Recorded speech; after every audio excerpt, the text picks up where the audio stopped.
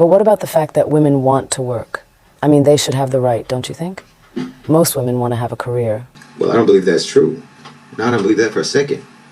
You're telling me what you've been told and what you've been told to believe, not what you actually believe and not what's actually the case. No, I don't believe for a second that most women want to work and most women want to have a career. That's PR. That's propaganda. I mean, you can't say honestly that you think that most women want to work and also say that women have equal intelligence as men, because if they have equal intelligence as men, what intelligent person would choose to work if they had a choice not to? I know a man wouldn't, if given the choice. No, I know that most women don't want to work. I don't need to see the statistics. I know that most women don't want to work because I work. So I know what it's like.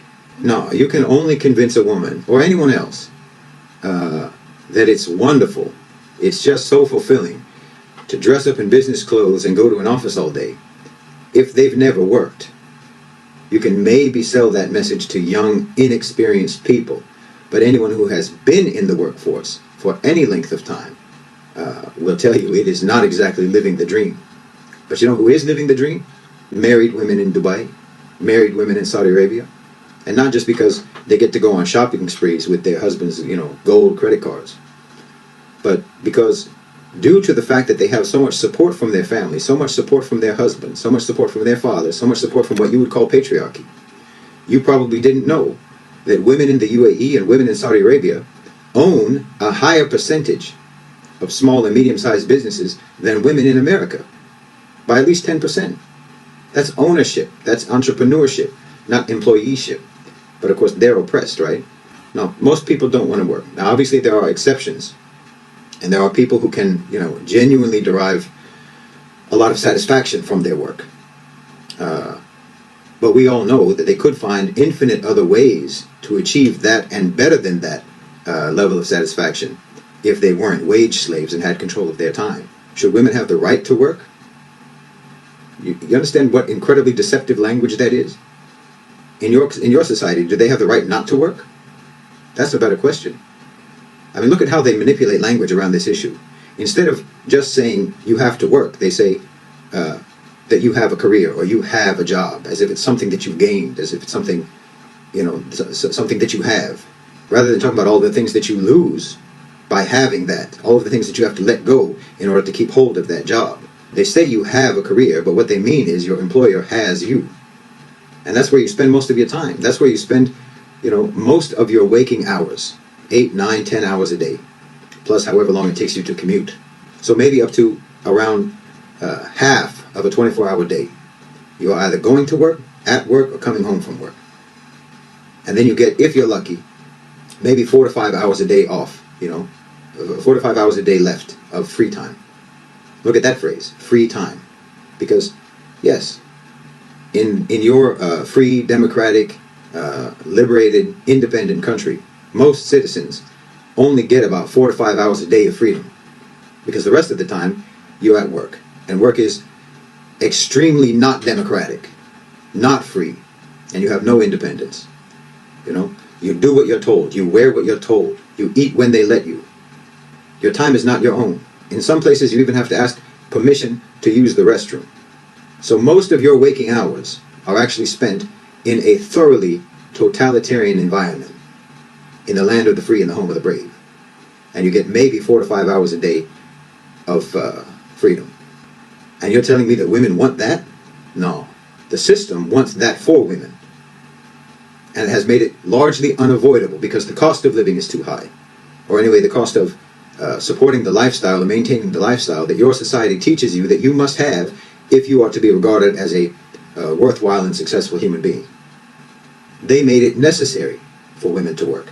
And human beings have a great capacity to convince themselves that they are actually in favor of things that have been imposed upon them.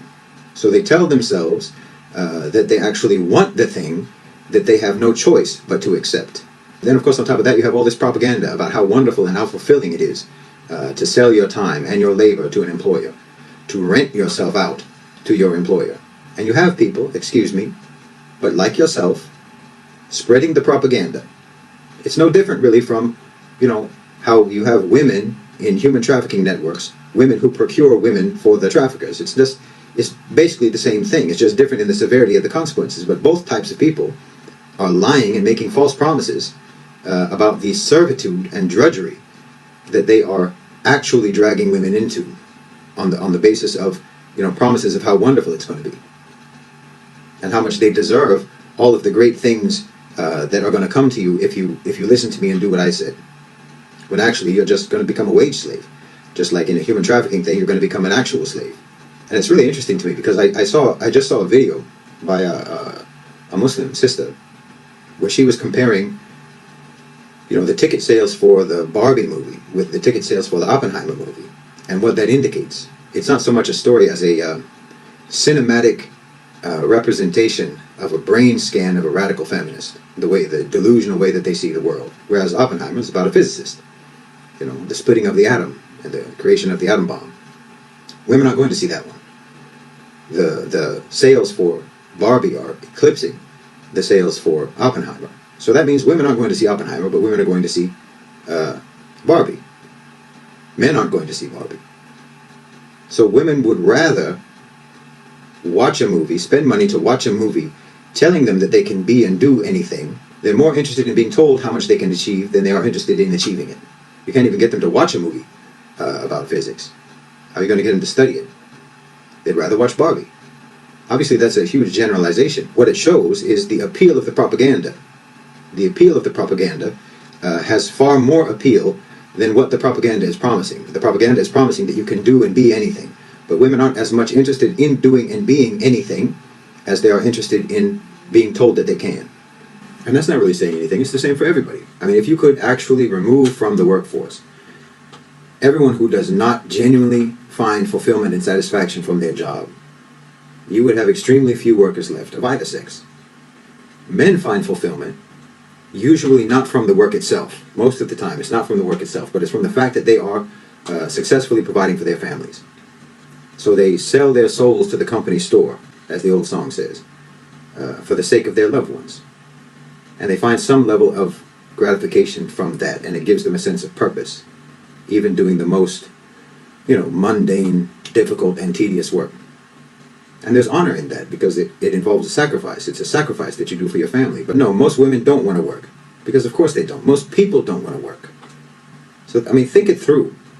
There are exceptions, but exceptions notwithstanding, most people don't want to work. But you have to be propagandized into it. This is propaganda. It's just like when Edward Bernays, the father of modern PR, got women to start smoking cigarettes for his customer, for his client, by connecting the smoking of cigarettes with women's lib. Just as that was unhealthy for women, this is unhealthy for women. Just as that was for the sake of someone else's profits, so is this. It's just propaganda. Women have always worked, including Muslim women. They either did it because of necessity or they did it because they wanted to. And that's fine. But they never did it because they were fed constant propaganda that they must work in order to be whole and fulfilled human beings. They never worked because work was deceitfully portrayed as how you advance some noble cause of gender equality. They never worked because the society told them that if they didn't, they were useless. And they're not being told that. That propaganda isn't being spread by anyone except by the profiteers of their labor. So of course they will tell them that. They want the market to have vastly more workers than there are jobs, obviously. That diminishes workers' leverage and increases employers' leverage. They want to push retirement age back as far as possible. Look at Joe Biden. The man should be in a care home. But they want as many people in the workforce as possible for as long as possible. But don't at least tell yourself that this is good for you and you want it, just because it's what business wants for you. When women go to the workplace, they're not breaking down barriers. They are erecting barriers around themselves. And men know that because we've been in those barriers all our lives. We know what it's like to be in the workplace. We know that all of this propaganda is propaganda. It's not a wonderful thing to go out into the workforce. Women the domestic life of women traditionally has been a socialist utopia. Why would you leave that? Most people don't want to work. That's a fact.